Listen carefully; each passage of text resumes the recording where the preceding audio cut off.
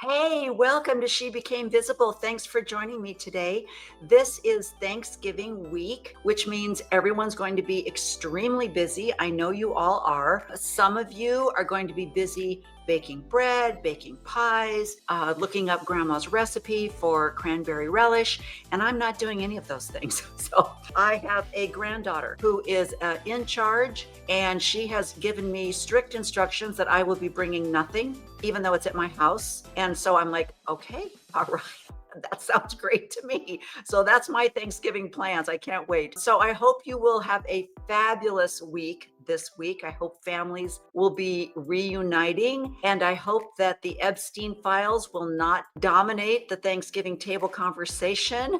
But I do think that this is a great opportunity, ladies. This podcast is specifically geared for my ladies and moms. This is for you. Maybe this will be the time for you to get your granddaughters together, your daughters together, and have a really great talk, because something has happened in the Mormon church, otherwise known as the Church of Jesus Christ of Latter-day Saints, which nobody says. Nobody wants to say it. It's too long. Nobody knows who you're talking about. And as I drive around different parts of the United States and the world, I see the Church of Jesus Christ all over the place. And just because you add Latter-day Saints does not mean that people are going to know who you are. So there's my beginning rant, okay? So the Mormon Church has just announced a revelation, which we're going to talk about. My guest, my beautiful co-host today, is my sister from another mister, Lila Teuller. And Lila and I, seriously, we should have been neighbors. She would have been the person that I said I've been best friends with her since we were 3. So she is joining me today, and we're going to be talking about this new revelation that has come down supposedly from a God to the women of the church, telling them that now they are old enough to go on a mission and spread the gospel at the age of 18 after they have graduated from high school. The day after they graduate from high school, they are now eligible to leave their mommies and daddies and their dreams, put them all aside, and go and pay to serve the church, and to pay to go to another country and devote 18 months. Maybe they'll even change it to 2 years. Who knows what's next? And we're going to talk about that because I'm scared. I'm frightened, and it makes me really, really unknown. I'm very skeptical of what the future holds for the women in this country, and especially in this church. So let me bring Lila on so we can get this rant going. And ladies, I really, really want your comments on this, because I think that Lila and I are in the season that is often called the crone season, where people used to respect women of age because they have gained wisdom through experience. And I really think that Lila and I have gained a lot of wisdom through our experience of marrying early, giving up any kind of dreams or goals for anything outside of marriage, loving our role as a mother and a nurturer, but understanding what we've given up for that role. And so I really hope that you will listen with an open heart and open mind, and know that this comes from women who have been there, done that. And it's not just an opinion. So, right? Right. Right.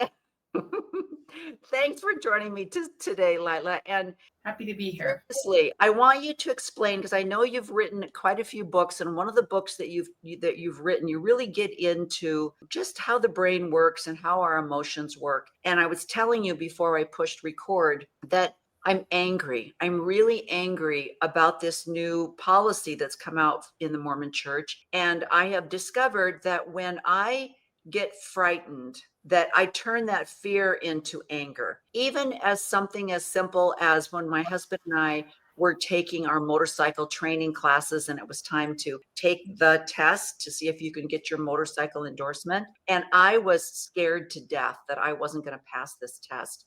And so I'm watching everybody go through their moves, and I'm sitting there, and my husband kept like, "Ooh," and I'm like, shut up. shut up and leave me alone until this is over. I was scared and I was nervous, and I just don't become a nice person when I get afraid. And you explained that. So tell everybody what you explained. One of the emotions that we have when we're afraid, anger is a secondary emotion. So your first emotion was fear. And sometimes the secondary emotion to fear is anger. It's like the rest of the animal world. If you surprise a bear, it's usually not going to run away. Sometimes, but the other emotion they will have is anger and rage, and they will bare their teeth and come after you, right? Or a cougar or whatever. That happens with humans too. When we are frightened, sometimes that fear turns into anger or rage or wanting to start picketing, or, you want to do something, you want to take action. And it's fueled by the fear that is now anger. Right. And that is a normal reaction. So don't feel bad about it. That's just what happens. The other reaction is to freeze and do nothing, right? At least you have the desire to take action, which I think is a good thing. And I think what frightened me the most is, a lot of people will talk about the Mormon church, the misogyny, the patriarchy, and they will say, well, that's kind of what the culture is in the United States as well. And my first reaction is, that's true. However, your motto, your declaration to the world is that you are the only true and living church upon the earth that Christ set up. And this is a renewal of the church that Christ set up, that you have a prophet that lives on the earth that speaks directly to God, that he receives revelation. And therefore, to me, that makes you a higher authority over what's going on in the world. So if you're strictly following the world, then you're not a church receiving revelations from a higher deity. And so to use that as an excuse is like, well, the world is misogynistic. The world is a patriarchal system. And it's like, yes, it is. And you should be better. You should do better. That's right. You should be better. We should be able to hold them to a higher standard because they demand to be seen as that, but they don't act like it. That's the problem. They don't act like they are on a higher standard. And when they do, it's in some really twisted way that's like not healthy for humans. Exactly. So let me explain it to all of you that are like, what are these women talking about? So recently, the Mormon church came out with a new policy. They're calling it a revelation. And they're saying that they are now lowering the age for women to serve a mission for the church. The age used to be 21. And the reason for them, it was 19 for men and 21 for women. And the reason why it was 21 was because they really didn't want women to go on missions. And they thought, well, if we push it to 21, surely they'll be married by then. And so, most women were like, well, I just turned 21. I don't have any marriage prospects, so I might as well go on a mission. And many women did. My daughter did. And she had already done some college. She had a great career going on. And she turned 21 and she went on a mission. And she was a great missionary. She was a leader. She loved her mission. It was a wonderful experience for her. They were losing the young men, and the missionary numbers were going down. And the world was having an influence on our youth. And so they lowered the age for boys to 18, and they lowered the age for women to 19. We're following breaking news on 2 News at Noon. A big announcement coming from the Church of Jesus Christ of Latter-day Saints. Just a couple hours ago, the church announced that it is lowering the age of young women to serve a mission to 18. Young women can now begin serving their missions following graduation from high school or its equivalent. Now, in recent years, young women could start serving missions at age 19. Before that, young women could serve at the age of 21. Our Annika Johns joins us live now from church headquarters. Annika. Yeah, good morning here, or good afternoon, I should say. Now, effective immediately, just as you heard right there, at the age of 18, young women of the church are now able to go and serve a mission once they get right out of high school. Again, previously, the current age was 19, but that, again, has been changed. Now, in a statement announcing this new development, the first presidency of the church also reiterated how missions are still a part of a young man's responsibility in his priesthood, but missions still remain optional for young women. Now, just after this change was officially announced, I did sit down with a handful of the church leaders to go over this change, and they say that the excitement has already been felt around the world and that they're very excited to see what these young women do with this change. I would tell every young woman who hears about this announcement and then has that moment to consider where they are and what their hopes are for the future, I would tell her, open up your scriptures and counsel with the Lord. He knows you. He knows the great work that He has in store for you. And through the Holy Ghost, inspiration and guidance will come. I think young women today are better prepared than they've ever been before. You look at what our young people are facing today compared to what I faced as a young man when I was younger. They're remarkable. They're strong, and they can do a lot of good. Now, this is the second change the First Presidency has announced this week, having announced the discontinuation of the Saturday evening sessions of the biannual General Conference. Right, Annika, thank you very much for that. Now, the church also issued the following statement this morning, quote, while the Lord asks every worthy, able young man as part of his priesthood responsibility to prepare for and serve a mission, we reiterate that missionary service remains an optional opportunity for young women. The statement continues to go on, saying, we recognize that for those young women who desire to serve a full-time mission, the choice of age to begin service will not be the same for everyone. So they're still like, please get married at 17 and a half. But if you don't, you can go on a mission at 19. So now more and more, I mean, every influencer or young woman in their 30s that I see has served a mission. So lots of women went on missions at 19. Well, now we have a new sheriff in town. The old guy died. The new guy's in charge. One of the first things he's done is change the age for women to serve missions to 18. So now boys and girls can now serve a mission right out of high school. And unless you're a savant and you got to go to college at 15 and you've had some experience in life, I don't think this is a good idea. Honestly, for men, I don't even care, because I see these 18-year-old little boys on their missions. They literally are children. They act like children. They present as a young boy. They're baby-faced. They're immature. But to me, it's like, great. What a great experience. I'm sure it'll help you mature a little bit. Do your thing, whatever. But for young women, the new prophet, Dallin Oaks, otherwise known as Dallas Oaks, every prophet has a shtick. They have a shtick. Their pet peeve. Yeah, exactly. Like Spencer Kimball was the kind of the just do it thing. What was his thing? Yeah. Every member of Missionary or something. I think it was Kimball that said, we have paused on some plateaus long enough and we need to raise the bar. Every member of Missionary, and missions are not optional. Every young man goes on a mission and all that. Yeah. So that was his thing. Then I know Gordon Hinckley, his thing was, look, we need to present Mormonism as a very cool thing to do in the media, in the world. When the Book of Mormon play came out, he's like, yeah, we're gonna take that and run with it. And they had taxis with, raps on them, all about, if you really want to know what's in the Book of Mormon, here's the missionary's phone number. He really emphasized that we don't mind the name Mormon. We think it's a beautiful nickname. We embrace it, make it you. They had I'm a Mormon campaign, spent millions of dollars.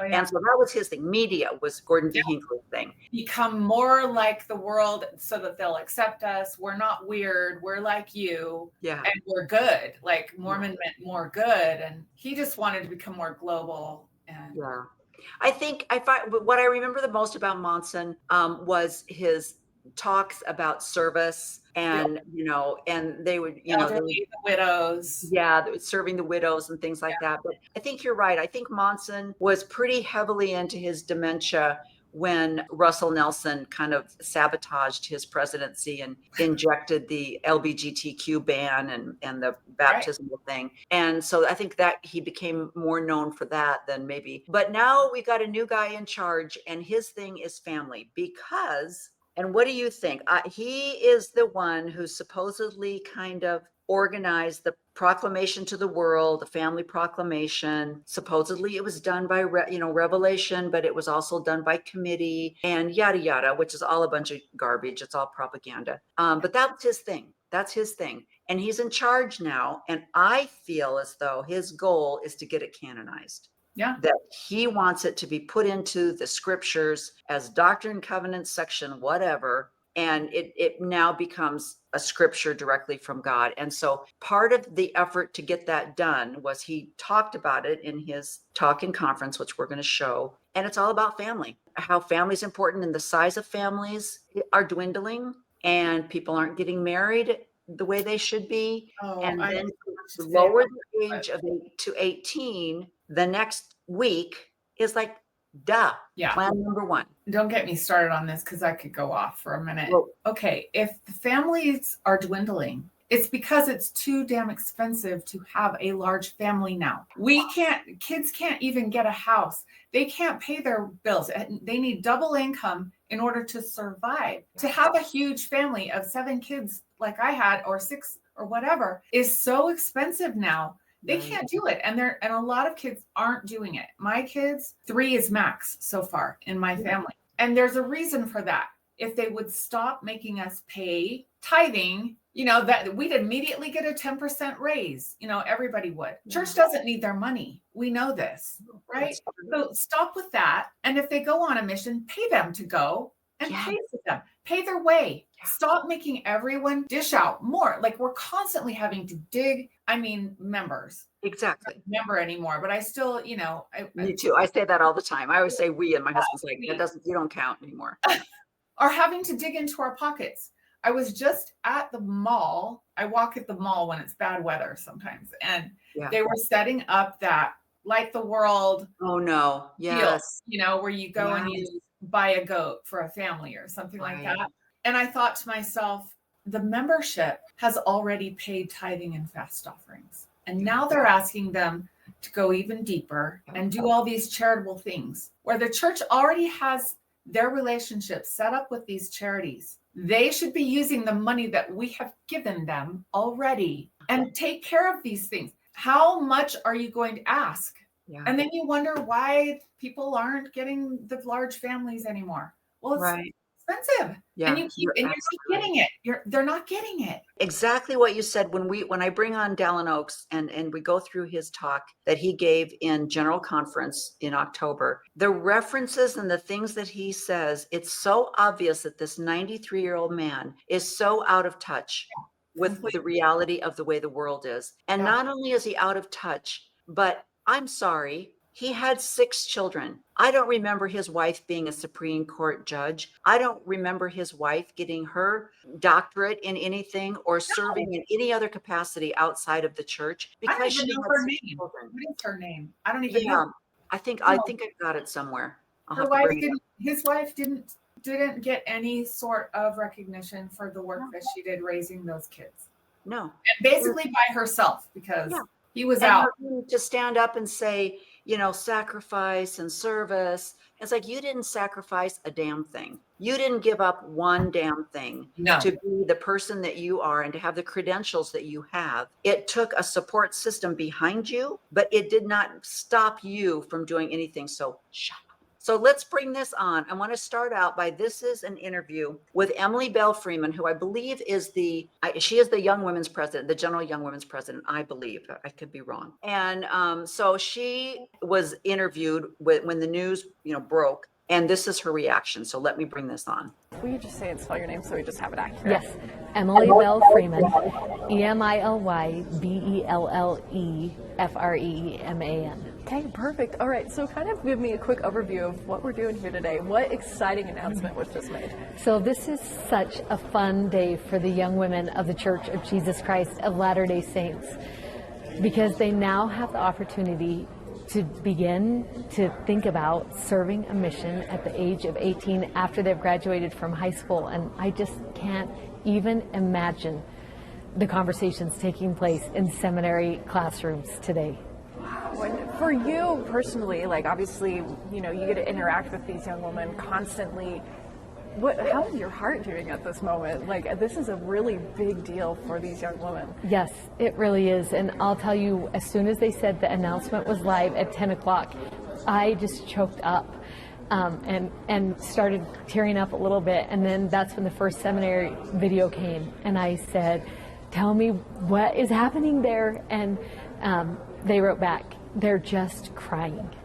And I love this thought of the young women all over the world today just stopping and thinking for a minute about the options that are ahead of them, and knowing that they will take a few minutes to counsel with the Lord and then start thinking about what's ahead of them. And it's just such an exciting day for me.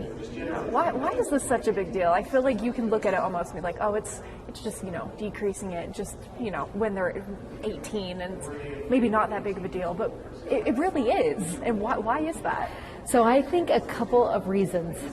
One of the things that we are noticing and feeling right now across the entire world is this hastening of the Lord's work. We're feeling this great excitement to share the message of the Lord, and from people who want to hear the message of the Lord. And okay, I can't. I can't either. I can't. Let it go. This whole idea that the world is coming to an end, that Jesus is going to come back any minute now, is really dangerous.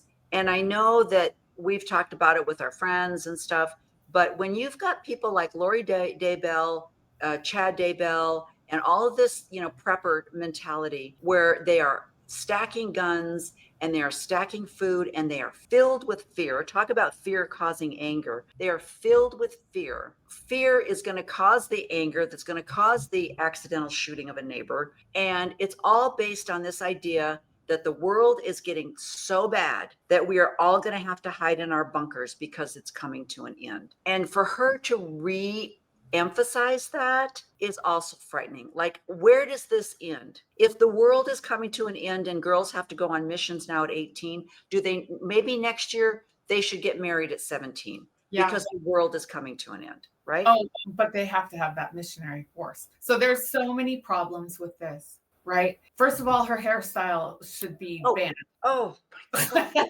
Right there.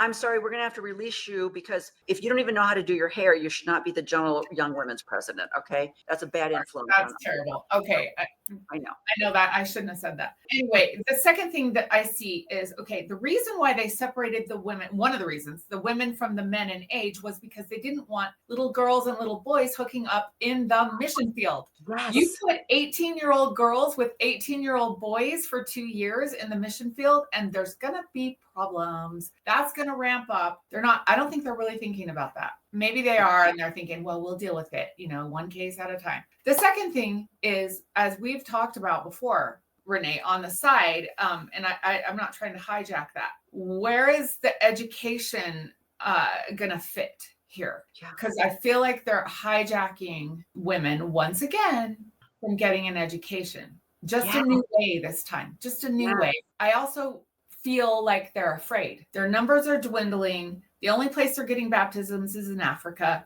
So we got to get these young kids, got to get more of them, more. The girls who wait till they're 19, sometimes they don't go on a mission. We need all of them immediately. As soon as they're out of high school, we need to grab them, get them on a mission, and then get them married. And nobody needs to worry about college education because Jesus is coming, which is a very old trope, by the way. We've been hearing that, I don't know, since Jesus died. They've been saying he's coming back. Yeah. And everything's ramping up. That's been happening for a very long time. Exactly. And one thing, zip, has happened. It's just, to me, it's like, don't do the Saturday's Warrior thing again, please.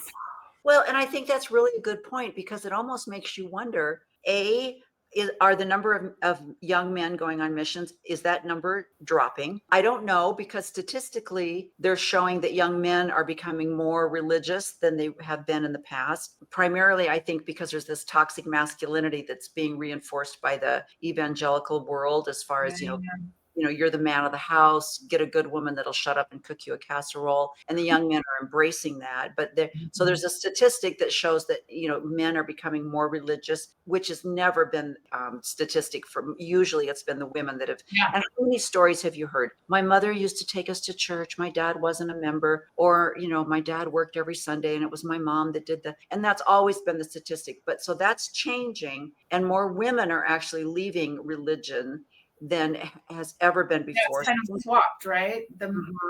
Yeah, so I think that's part of it, number one. Number two, I do think it's the best. Would you please pay, I don't know what the mission fee is right now. I don't know what kids are paying, $800 a month. How much are they paying now? I don't know. I'm sure it's gone up. I think it's gone up. Inflation. So will you please pay $800 a month for this great dating app that we have called a Mission? And you will meet your future husband on this. And the two 19-year-olds getting married is like, This is just bad news.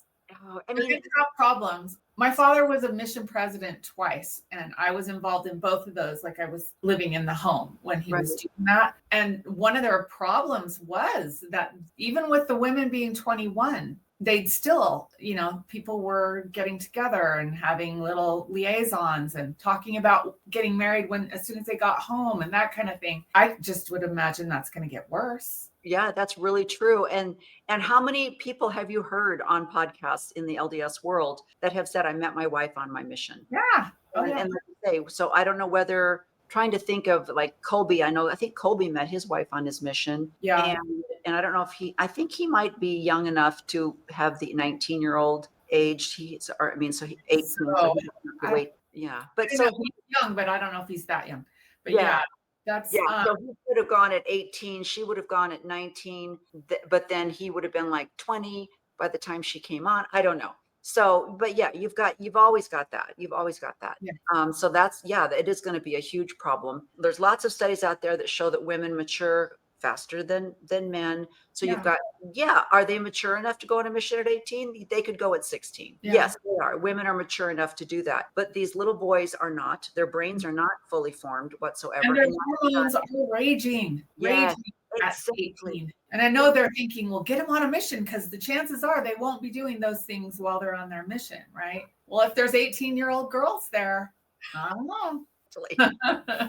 Let me show this, because this just, I think, is a perfect example. I want our audience to understand that we're not judging these young people, because I don't know what my life would have been like if I would have had the opportunity to serve a mission at 18. I think I might have jumped on it. I was anxious to leave home. I was anxious to get out of the home and start my life. Since it wasn't an option, I didn't think about it. My option was to go to college or to do something else, because I was only 18 and I couldn't do something for 4 years. So obviously I'm not going to think about it. So I don't know what choices I would have made at that age. But and this evening with this, the Church of Jesus Christ of Latter-day Saints announced a major change today. The women of the church can now serve as missionaries at the age of 18. That's a whole year earlier than what was previously set. Well, our Bayan Wang joins us live now. Bayan, this is having an immediate impact for some members of the church. Yeah, that's right, especially high school senior girls who had other plans in place before they turned 19, such as higher educations. But the ones I spoke to today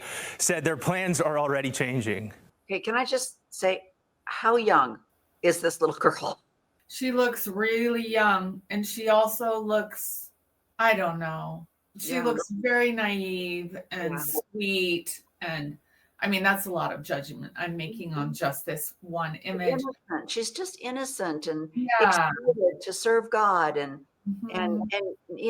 actually a big deal following a big announcement by the Church of Jesus Christ of Latter-day Saints Friday. They're allowing girls to go on their LDS mission at 18 instead of 19 now. For high school senior Gwen Lloyd, that means higher education may have to wait. Before this, I had planned to go to college at least for a year, maybe a semester. But now I think I'm considering just going right after high school like just this summer go, and then I'll do my college when I get back, I think. And she's not alone. Lloyd's friend, Jillian Gallen, is considering the same. Now that I have the possibility of like going now and starting before college even starts for me, then I'm starting to consider it more, because now I can actually like go and do that and commit to serving the Lord first, and then I can go and like finish my academics. According to Patrick Mason, a professor of religious studies at Utah State University, the new age limit will have a major impact on participation. I fully expect to see a surge in women missionaries, what we call sister missionaries. And that's not just a guess if you consider the increase in missionaries the church saw back in 2012, when then President Thomas S. Monson lowered the missionary age for both men and women, allowing men to serve when they turned 18 and women when they turned 19. There was a huge influx of sister missionaries in 2012 when they lowered the age requirement, and I fully expect that the same thing is going to happen again this time. For high school senior Hannah Hall, this new opportunity means less stress. I think a lot of people love the flexibility that it's providing, where they get the choice to either go to college for a year and have that adjustment, or they can go right out of high school. Best part, the church says the change is immediate, so 18-year-olds can put their papers in today. Oh my gosh. As I said in my intro, you and I have both lived a life that was scripted for us by a church that we believed in. And now as we've aged, as we've raised our children, and we've now realized that this idea that you have options in life, and like that one little girl said, you know, well, I was going to go to college, but now I think I might go ahead and serve a mission, and then I can do my academics when I get back. And it's like, maybe you can, but you're paying, I don't know, $800 a month to go on a mission. That costs a lot of money. You have to prepare. You have to pay a lot of extra things, your clothing and a food allowance and everything you have to pay for, on top of the monthly payment that you give to the church, and the church pays for housing and things like that. And so that's a lot of money that could go towards an education. And who knows, you get back in 18 months and your parents are like, well, that money that we saved for you to go to college, you've now spent half of it. So there's there's a monetary thing. There's also the chance, as you said, that you're going to meet someone on your mission. You're both 18, you've both served missions, you now both speak Spanish. I'm making a scenario here. And you've fallen in love. And what does the church instruct everyone to do 5 seconds after they get back from their missions? Get married. First thing. I wonder if they'll change that. If the emphasis they put on getting married immediately if they'll dial that back. Because I mean, that was it. When back when the boys, I should say, were 19, when they were going on their missions, they were 19. And even at that age, they get home, they're 21, they're told, go get married, go find a wife. That's so young. And if they do it now at this age, like you said, that's frightening. Now, I got married at 18, Renee. I was not even 19 yet. So when I look back on that, and I told my girls, do not do what I did. Don't do it. You go to school, you get a degree, travel, you go live your life as a single woman until you know. And I said, you don't even know what you want. You don't even have your personality isn't even formulated yet until your mid 20s. So don't make any rash decisions before that for your life. They actually did what I said. My girls followed what I said. None of them got married, but I think the youngest was 23. Even that was kind of young, I was like, wait a little longer. I have a daughter who's 27. She's still not married. I don't think she has any plans to get married anytime soon. So I'm glad that they listened to me. They may have had their own reasons for not doing that. Yeah. But this is going to be, it's like we're going back into trad wife world. Yeah. Where the emphasis for the education may just go away. For a little while, we've had that. Oh, go get an education. Yeah, and the perfect example, this is the other thing that I want to sit down with these seminary girls. They're supposedly having a party, as Emily Bell Freeman said. They're all crying. They're so excited. I want to sit down with them, and I want to just say, here's the deal. Like you, I have a daughter that went to college. She did get married like a year before she graduated. Her and her husband graduated together at the same time. She traveled the world. She, visited with girlfriends. She went on fabulous, little trips and had a great job. and then got married and then had children. She's got her bachelor's degree. So if she decides to get her master's, piece of cake, 2 years, she can get, her kids are older now. She could go back and get a master's. She's already working part-time because her kids are older.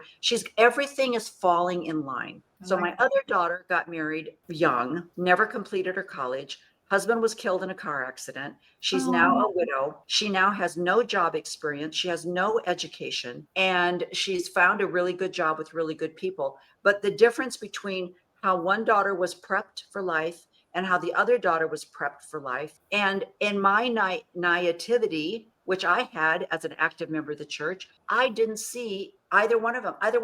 Oh, you're getting married? I would have been great. Sounds great. Oh, you're waiting to graduate. Okay, that sounds great too. I was just following along with no critical thinking skills, just completely indoctrinated. And because I was lucky enough to have a husband that was able to provide, and like you say, this was the 70s, things were different. We were able to buy a home because I was a veteran, and we could get a veteran's loan, which meant no money down. I don't even know if they're offering that to kids anymore. Our life was on a completely different trajectory. And let's bring Dallin H on to show where this policy came from and what he's doing with the mindset of our youth. My loving brothers and sisters, thank you for your prayers in my behalf. I have felt them.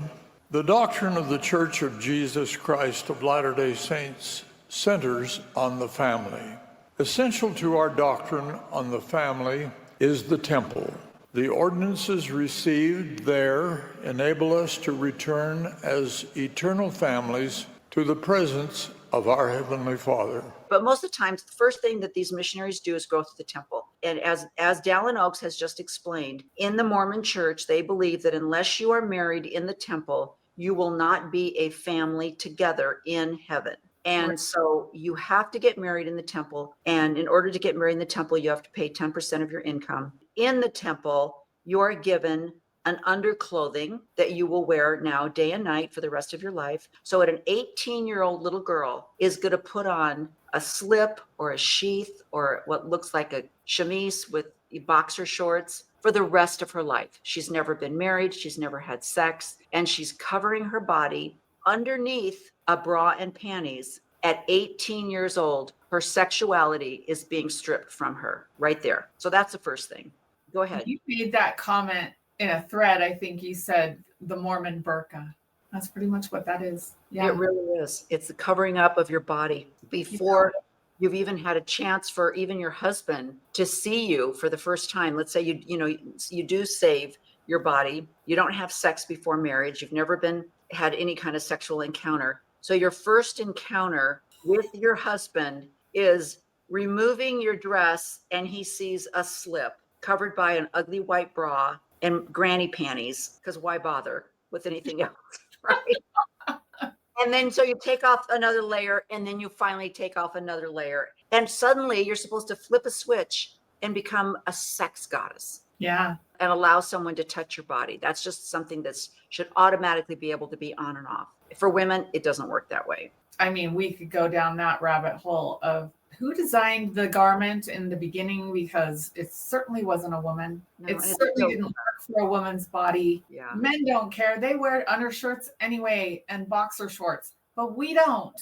They have the term emasculating for men. What's the term they used for women when they take away our femininity and our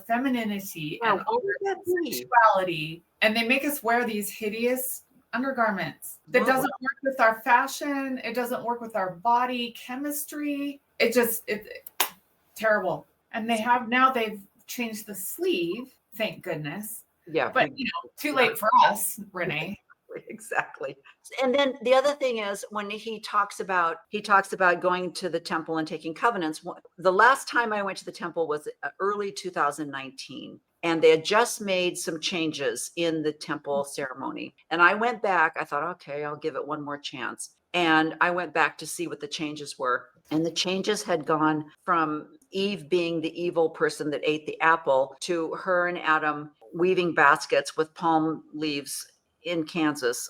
It was the most confusing thing. I'm like, I thought we were in Missouri. Why are palm trees? And why are you weaving a basket? What is happening here? And she's like, Adam, I got some news. We need to leave and you need to come with me. And he's like, sounds great. I love everything you say. I mean, it was so scripted and it was so ridiculous. I was like, no, this is not going to work. And they even changed it since then. But they tried to bring Eve and Adam back in. Anyway, so you go through the temple. You immediately learn that you as a woman are a sinner. You've caused all the problems in the world. And you take a promise or a covenant. You raise your right hand and you promise to obey your husband and God and to devote your time, talents, and all that's been given to you to the Church of Jesus Christ of Latter-day Saints, not to God, not to service to humanity, not to follow the teachings of Jesus, but you are to give them to the church. Right. So that's what your own lives, if necessary. That was the law of sacrifice. Even your own life, if necessary, to the building of the kingdom. Oh, there they are. Here we go. Can't you just be? I mean, it's your honeymoon. You've just had this, ceremony. You zip off your beautiful white dress, and your husband peels it off your shoulders and goes, "What the hell? What? I mean, come on." But this is what we wore for 50 freaking years. I wore this underneath my clothing. Yep. And you're telling an 18-year-old girl, put this on now for the rest of your life. No. Yeah, that's terrible. That's terrible. It makes me so sad. I remember one of my daughter's friends, who was not LDS, was at our house playing, and they walked into my bedroom as I was changing, and I had on my garments, and she said, "What are those?" And I said, "Oh, this is, this is our underwear. When you're a member of the church and you go through the temple, this is your underwear." And she laughed. She said, "I wouldn't be caught dead in that." And that made me realize, yeah, you know what? You're right. You're right. They're horrible. They're awful. And I even tried, I got the petite bottoms that came up a little higher on the leg, because then I could wear my Bermuda shorts and maybe not have them show.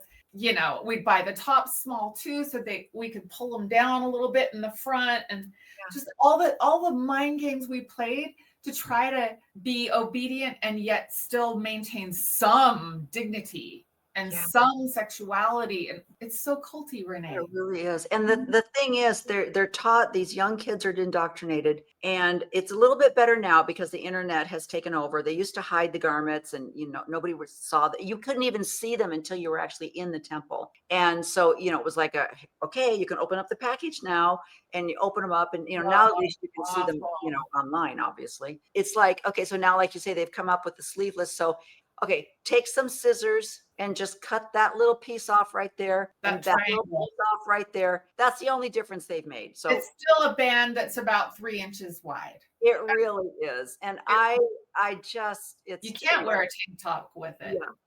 So let's bring the boss back on again and listen to some more of what he said. As of the April 2025 General Conference, President Russell M. Nelson had announced we're going to skip past new temples, but it still represents and taught a BYU audience. The family is, quote, pivotal to God's plan. In fact, a purpose of the plan is to exalt the family, end of quote. The Church of Jesus Christ is sometimes known as a family-centered church. It is. Our relationship to God and the purpose of our mortal life are explained in terms of the family. The gospel of Jesus Christ is the plan of our Heavenly Father for the benefit of His Spirit children. We can truly say that the gospel plan was first taught to us in the counsel of an eternal family. It is implemented through our mortal families, and its intended destiny is to exalt the children of God in eternal families. One of the things that I think Oaks is doing here is there's a little clip going on to a talk that he gave, I think it was in Brazil, where he emphasized the word mothers in heaven, and emphasizing the fact that the Mormon church does still believe in polygamy. Yeah. That's been something that they've tried to push down for the last few years because it is controversial. And they wanted to separate themselves from the fundamental religion, be hip and cool and all with the evangelicals. So they've been trying to push push that down.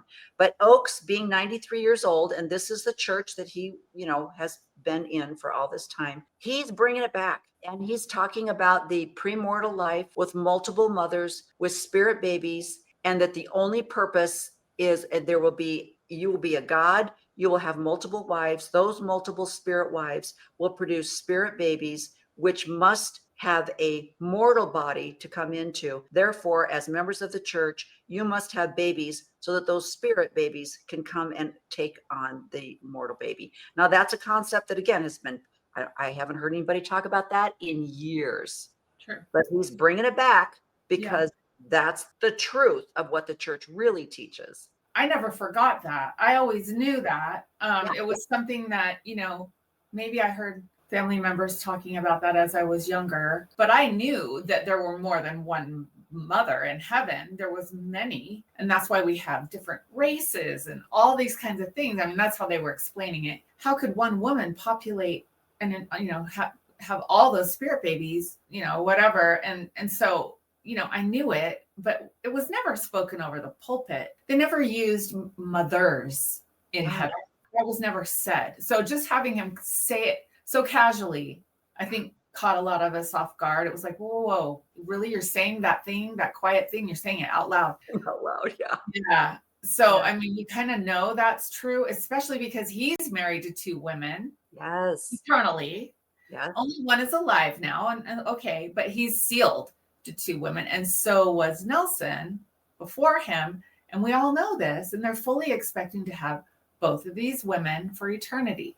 So yeah, we know this. Is that what the point was that you were going after? What were you the fact that is the entire purpose. What he just said was the family plan was set up in pre-existence before mortality. We are now replicating that plan here on earth. And it is the entire purpose of being on earth. Right. And so it gives the reason why men are allowed to get an education and have a career is strictly so that they can provide for a family financially. Yeah. So why would we need it? We don't. Right.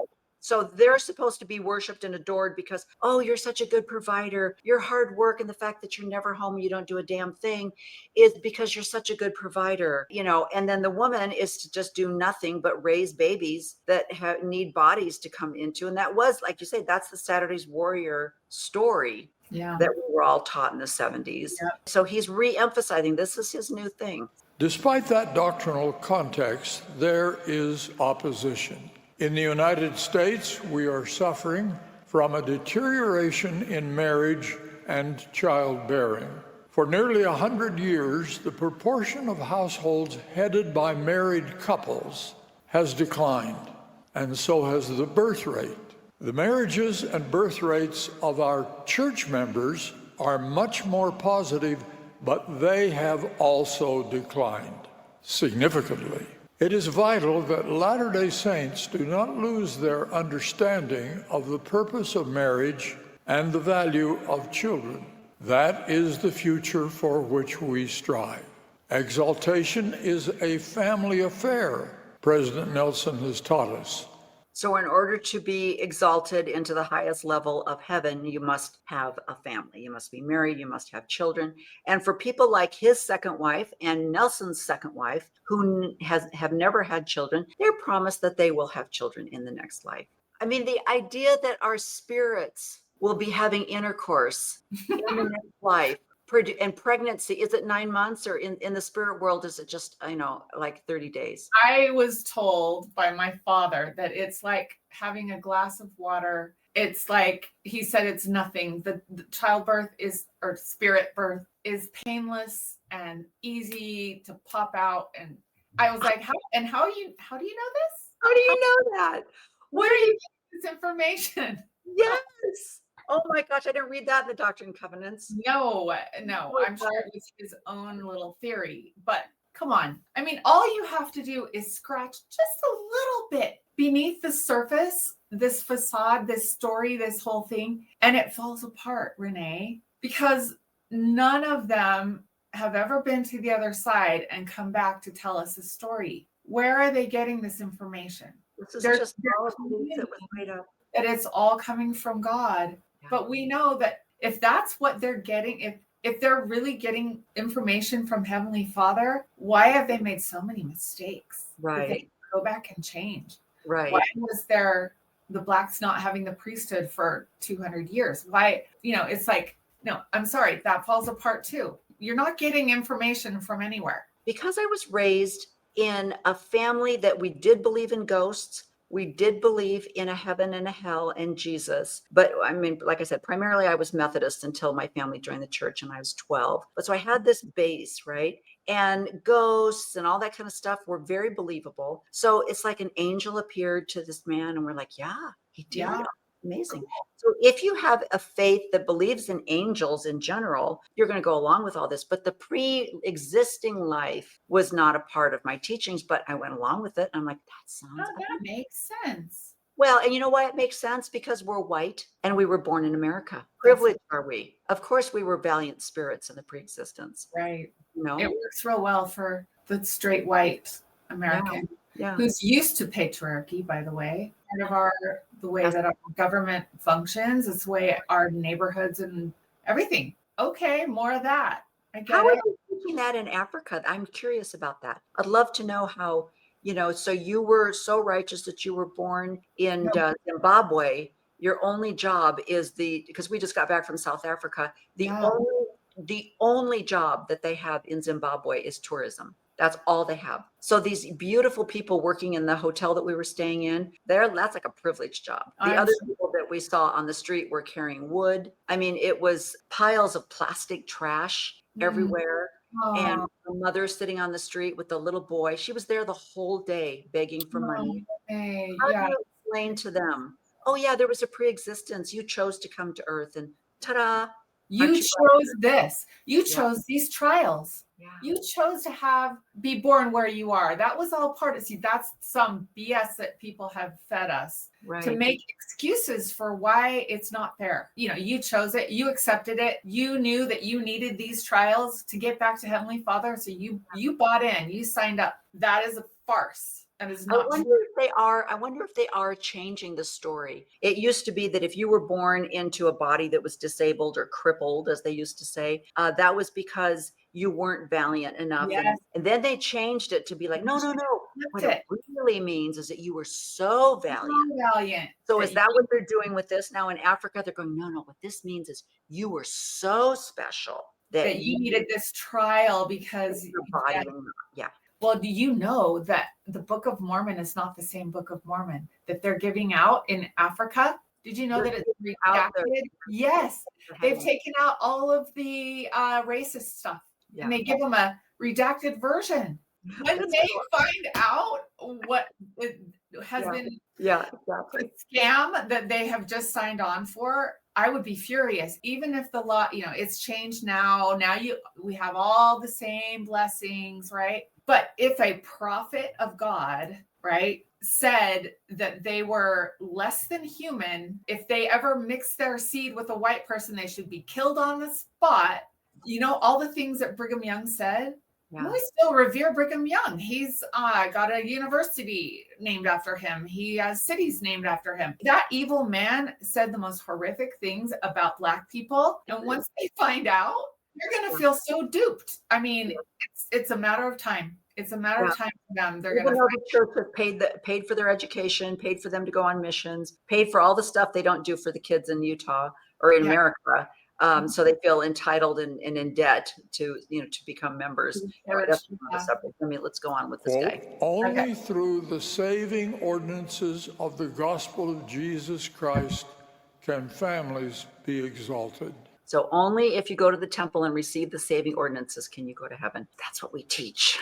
The national declines in marriage and childbearing are understandable for historic reasons, but Latter-day Saint values and practices should improve, not follow those trends. Because even though you're a member of the church, the fact that you can't afford, I just watched a thing on how Utah used to be so affordable. And he compared it to, I think it was 2018, the housing costs in San Francisco versus Utah. I watched that too. I just barely watched that. Yeah. It was like $289,000 for Utah housing and $989,000 in San Francisco. And then Utah with their beautiful, incentives, gave all these companies tax-free places that they could, if you will come and put your Silicon Valley business here, tech business in Utah, we will give you tax breaks. And so they've all fled there. And now the city has one of the highest housing. It's, traffic is insane. Homeless people have become a big, huge problem. And so no, and they even said it takes 2 incomes to support a home in Salt Lake now. Yeah. So for him to say that, well, that might be what the world is doing, but as members of the church, no, you don't need to think that way. It's like, is there a special place when you go apply for a job that says, oh, I didn't realize you were a member of the church? Well, yes, you're hired immediately and we're going to double your salary. No, usually it's the opposite. They're like, oh, they're Mormon. I don't think so. They're not going to work on Sunday. Is that what you're telling me? Yeah, that's what you're telling me. Yeah, but you expect to be paid the same. Yeah. Yeah, exactly. Okay, we're going to fast forward through him a little bit. In my boyhood, 70 years ago, yeah, we don't want to hear about that. all of our families are traditional. Divorce, death, and separation are realities. I experienced that in the family. Incomplete. Yeah. We are a family church. Our doctrine and our belief in eternal families strengthen and bond us. I will never forget the promise of my maternal grandfather Harris when we children were living on his farm near Payson, Utah. Yeah, time out. You know how he said our family values are what bond us together. I thought to myself, that works great for all the people who are in a family, who are married, who aren't divorced, who aren't single or widowed. But there's more people, more women in the church that are single than married now. Did you know? Yes. So you're alienating a huge sector of your membership when you do this, Oaks. Yeah. And you make them feel like they don't fit this plan. And how does it work for me? Like they're just clueless. And that happened in his own home. Yeah. And yet he doesn't see how they're alienating. Let me tell you, when I got divorced and I went to church, I felt so odd. I was a fish out of water. Suddenly the men would not talk to me at all. And the women saw me as a threat. Yeah. They didn't want me around. I was not given callings. I was demoted immediately as soon as I was divorced. Yeah. So I know firsthand what that feels like to be a divorced. Anyway, that was just a side note as he was speaking. I just had to make a comment. I'm glad you brought that up because the idea that he lost his father, but he was able to go live with grandma and grandpa on a farm, and they together as families on a farm worked together to bring in food, worked together to milk the cows, whatever they did. That's the main part of his talk, is that they worked together as a family, and that we as members of the church work together as families. And now the world is, families are everybody's on their phones, or everybody's on some kind of internet game or whatever, and we're not together as a family. So he's trying to bring that back. But the reality is that's not the way the world is set up anymore. Yeah, I mean, when I had my 5th, my husband literally went out and bought a station wagon. He was so scared. He was like, oh my gosh, I have 5 children. I got to get a bigger car. He got this old red station wagon. And I don't even think they had seatbelt laws. I mean, you threw the kids in the back of the car. You did. And nobody was required to have a seatbelt or a car seat or all that kind of stuff. It was a different world. And he's living in that different world and shaming. And there again, he's shaming people. How dare you not have the same life that I had in 1943? Yeah. Assures us that repentance and spiritual growth can continue in the spirit world that follows mortality. More important, as families unite to strengthen one another, we should all remember that the sins and inevitable shortcomings all of us experience in mortality can be forgiven through repentance because of the glorious and saving atonement of Jesus Christ. We should educate children in the basic skills of living, including working in the yard and home. Learning languages is a useful preparation for missionary service and for modern life. So, in closing, I watched a guy on TikTok, made a really quick TikTok, and he said, I just got through watching Dallin Oaks' conference talk. And you know what? I think he's really pushing to get that proclamation to the world canonized. And I'm like, duh. Yeah, he is. And that's his whole entire life goal. In summation, it's frightening that they've done this. I'm frightened for our young women. I'm frightened that the whole idea of pushing them on missions at 18 is just a way to get them married. They will forego their educations because they've already been gone for 18 months. They're behind all their friends. Their friends are now going to be sophomores in college, and they're starting out as freshmen at 19, 20 years old. So they're going to give up. They're going to just get married. And they know that. They know this. They don't care. The goal for them is grow the church, grow it. Why they want to grow it, I don't know. Why did Mongolia want to take over the world? I don't know. But that's what they are doing. And it's any expense, at any expense. They don't care if they're hijacking all these young girls' lives. That is not important. They pretend, they speak all those, they do lip service to caring and loving and wanting everyone to be happy and joyful. But the only reason they want that is so you will pay your tithing, have babies, raise those babies in the church, continue this cycle of whatever. It's like you don't really have a choice. Your life is not yours. They tell you that. They tell you from the time you're young that this is all about Jesus. And this is not, your life is not, you're not here to have your life. You're here to serve others and build the kingdom. And then they emphasize that in the temple. This is the agenda. And I don't think they care who they hurt. It's amazing. I'm going to do a podcast. I started reading a book because I was really curious. And as I'm in Africa and I'm looking at the poverty and I'm thinking, okay, why did South Africa not progress like they do in America? Why are there not buildings and scientists and all this kind of stuff coming out of this section of South Africa?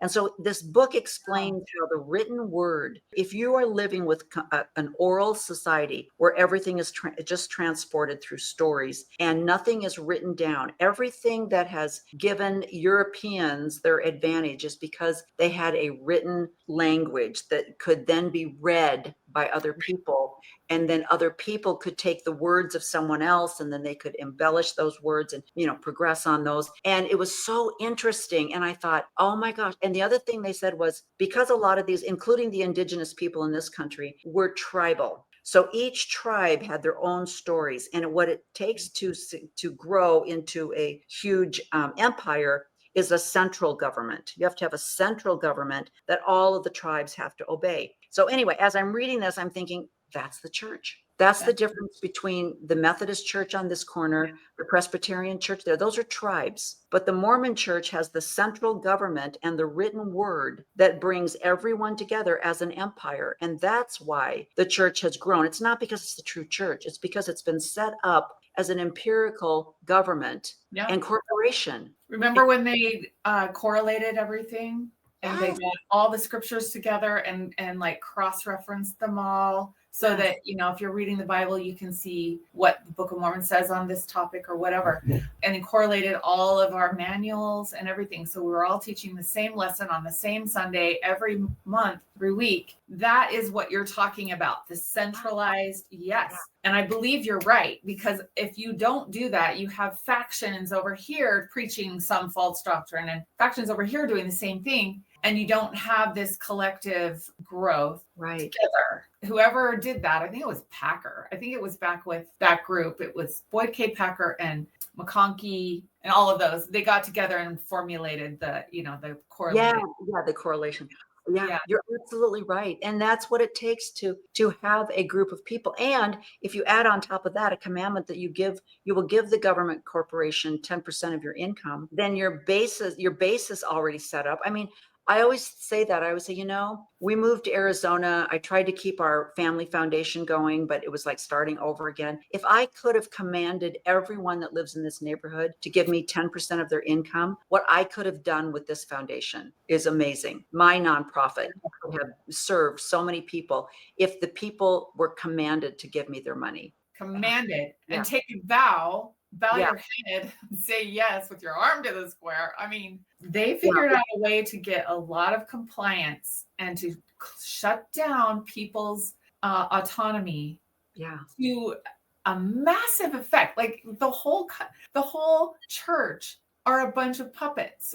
I know. I'm right there with you. That's what frightens me is women will be taking their daughters. They'll be saying, let's go missionary shopping. Let's get you your burqa that you can wear on, and let's get you going. You just got, June is prom month. You just got through with prom. Put that prom dress away. You will never be able to wear it again. That kiss that you had at midnight at Mormon prom at the church is the last time you will kiss a boy for 18 months. And then you will get married and you will have known him for 3.5 days. And then and Emily is so excited about that. Emily is she's crying. She's so excited. And everyone else is crying. And I thought, I wonder how many of those girls were crying because they just realized that all their plans for the next year have been. They were like, oh, I want to go to college and now they're going to make me go on a mission. Yeah, and I have a boyfriend I have to break up with. That's why we're crying. Oh my God. You're assuming they're all just so happy.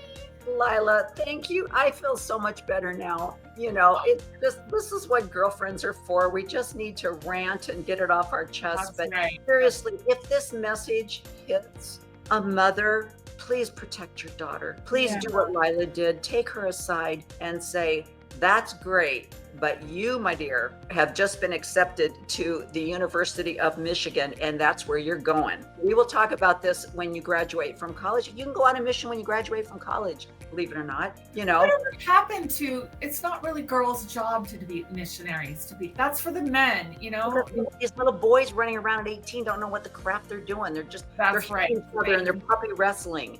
They need the girls. The girls are more. Yeah, they need someone with some kind of, skills, and they're not finding it. So like, dang, we got to bring the girls in. These boys. Yeah. The easy answer to all of this is just don't be a member of this church.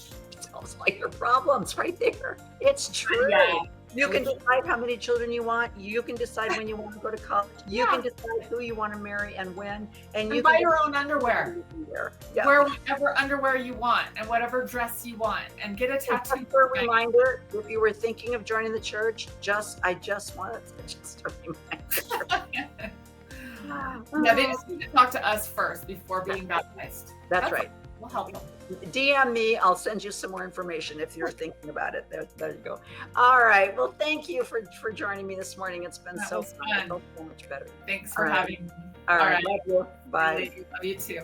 Oh my gosh. But you know what? There's so many truths there. Lila and I had a great time talking about it, but really, there's a lot of truths there. And I really encourage you.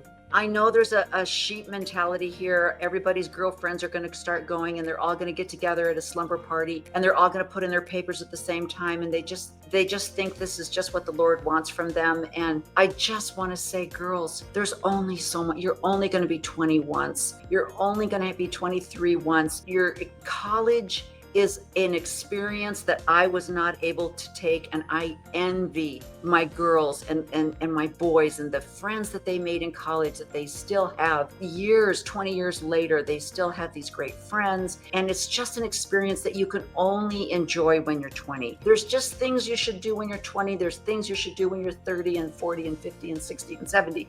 There's a season, and this is not your season to give up your life. You haven't started life yet. So that's my message for the day. When she became visible, become visible first. Don't continue to be invisible forever. This is your time to stand up and find out who you are. So that is my encouragement for today. Thanks for joining me. Please subscribe. I know it's crazy. I'm not asking for any money. I don't have a paywall.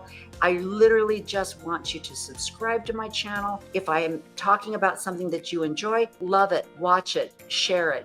If it's not something that's your cup of tea that day, move on. I'm fine with that. I understand how it works. I do the same thing when I'm scrolling. But thanks for joining me today, and we will see you again next week. Again, have a happy Thanksgiving, and thanks for joining me on She Became Visible. Bye-bye.